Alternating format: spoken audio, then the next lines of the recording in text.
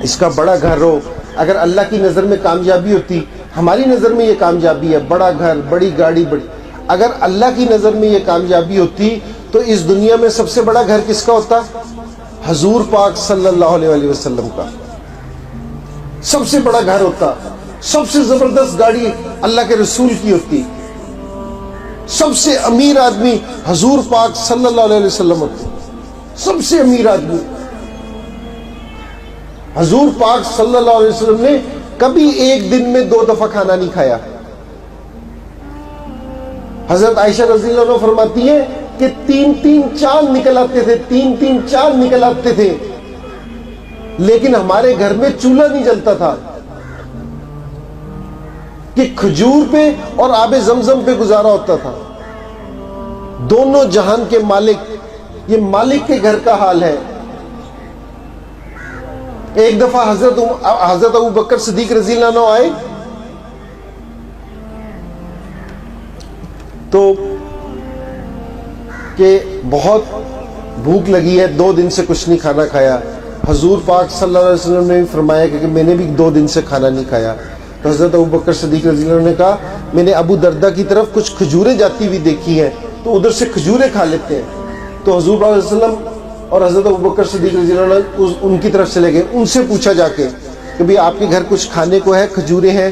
انہوں نے کہا کہ میرے پاس کھجوریں آئی تھی میرے پاس، لیکن جتنا میں نے کھانی تھی کھا لی، اس کے بعد ساری اللہ کے راستے میں دے دی.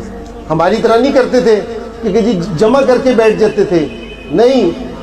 حضور صلی اللہ علیہ وسلم کو پسند تھا کہ صبح کھائیں، شام کو اللہ سے مانگیں، ایسا یقین تھا. ابو دردہ رضی اللہ عنہ نے کوئی وہ نہیں رکھ لیا کہ میرے پاس شام کو کھانا نہیں ہے تو ساری چیزیں میں رکھ لوں. تو حضور پاک صلی اللہ علیہ وسلم نے پوچھا کہ بھئی یہاں کوئی کھجور کا تنا ہے کوئی؟ انہوں نے کہا کہ جی ایک تنا ہے لیکن اس پہ کبھی کھجور نہیں آئی.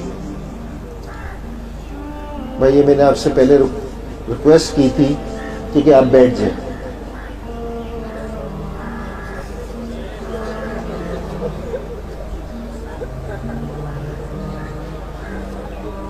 تو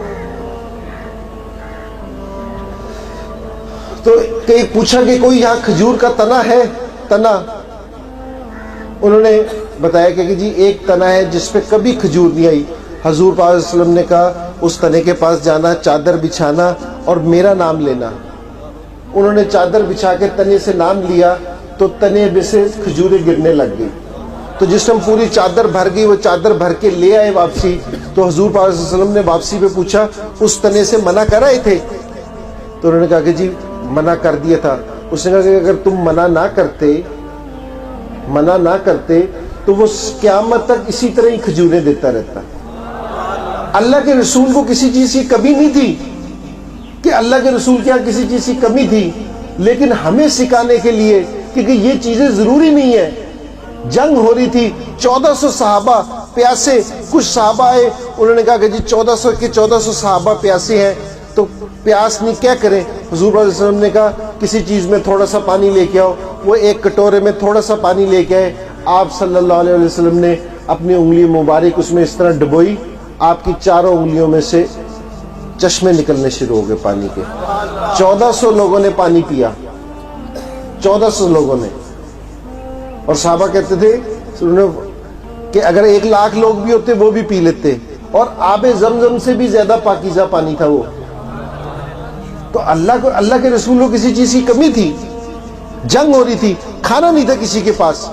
ایک صحابی ہے حضرت جابر رضی اللہ عنہ، ان کی بیوی نے ان سے کہا کہ میرے پاس ایک بکری ہے، بکری کا بچہ ہے چھوٹا سا، اس کو میں ذبح کرتی ہوں، آپ حضور پاک صلی اللہ علیہ وسلم کو اور تھوڑے سے ساتھیوں کو نا کھانے پہ بلا لیں. تو انہوں نے جا کے کہا تو حضور پاک صلی اللہ علیہ وسلم نے سارے صحابہ کو کہہ دیا کہ بھئی جابر رضی اللہ عنہ نے، جی جابر نے کھانا کیا ہے، جی کھانا کیا ہے. تو وہ فوراً بھاگتے ہوئے اپنی بیوی کے پاس آئے کہ اللہ کے رسول نے تو ساروں کو ہی کھانے کا کہہ دیا. انہوں نے کہا کہ آپ نے اللہ کے رسول کو بتا دیا تھا کہ کتنا کھانا تھا؟ انہوں نے کہا کہ جی میں نے بتا دیا تھا کتنا کھانا تھا.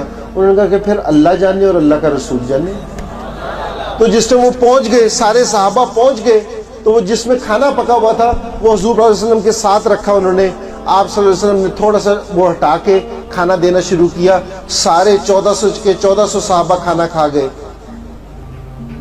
اور کہا کہ گوشت کھانا، ہڈیاں ایک طرف جمع کر لینا. تو جس دن ساروں نے کھانا کھا لیا، ڈھکنا اٹھایا تو جتنا کھانا بنا ہوا تھا اتنے کا اتنا کھانا بنا ہوا تھا. ہڈیوں کو اپنے قریب بلایا، اس پہ ہاتھ پھیرا، دوبارہ بکری کا بچہ بن گیا. تو اللہ کے رسول کو کسی چیز کی کمی تھی، لیکن بھئی یہ ہمیں سکھانے کے لیے، ہمیں بتانے کے لیے کہ بھئی یہ دنیا ضروری نہیں ہے.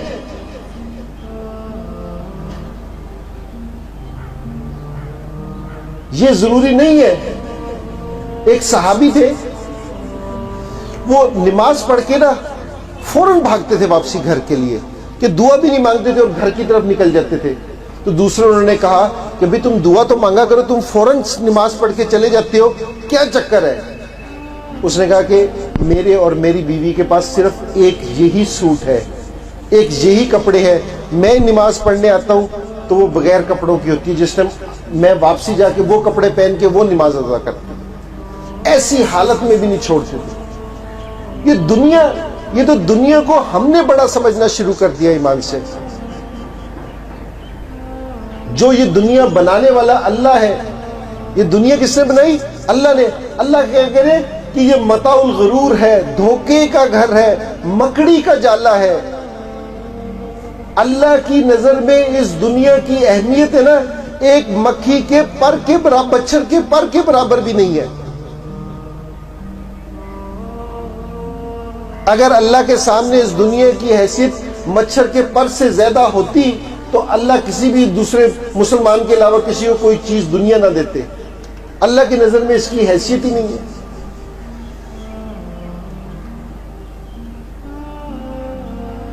بھئی اپنا مسلمان ہے نا، مسلمان.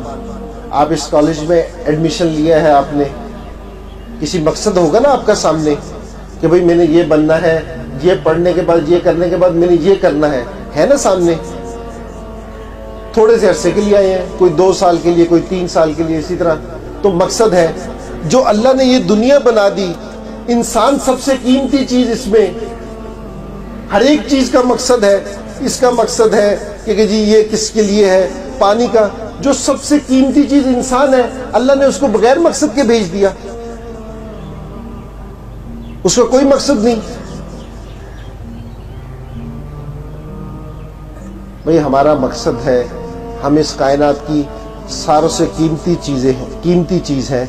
اللہ نے یہ جو ساری کائنات بنائی ہے نا، اس کائنات میں جتنی بھی چیزیں ہیں وہ انسان کے لیے بنائی ہیں، اور انسان کو اللہ نے اپنے لیے بنایا ہے. تو بھئی یہ ذرا سمجھنے کی بات ہے. اور ہم نے زندگی کس طرح گزارنی ہے؟ جس طرح بھئی حضور پاک صلی اللہ علیہ وسلم نے زندگی گزاری.